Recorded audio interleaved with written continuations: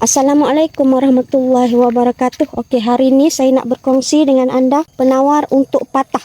Tak kisahlah patah kaki ke, patah tangan ke, patah tengkuk ke. Kat depan saya ni ialah pokok patah gut-gut.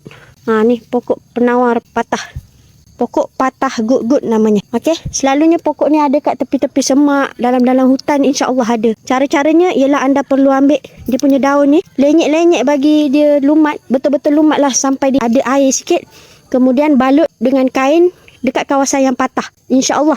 Memang orang kampung pakai pokok patah gut-gut ni untuk merawat masalah patah. Ada orang macam kambing mereka patah pun mereka akan ambil pokok ni, mereka tampal dekat kawasan yang patah. Balut ya. Balut. InsyaAllah. Untuk balut dia ni, ambillah dalam beberapa macam satu mangkuk ke, kemudian hancurkan lumat-lumat bagi ada air sikit, kemudian balut. InsyaAllah dengan izin Allah. Pokok patah gut-gut. Macam ni pokok dia. Dia ada dua jenis. Satu lagi macam warna gelap. Tak kisahlah mana-mana pun. Kalau jumpa kat dalam hutan, jangan lupa untuk penawar patah. InsyaAllah. Okey, sampai di sini sahaja. Semoga bermanfaat. Assalamualaikum warahmatullahi wabarakatuh.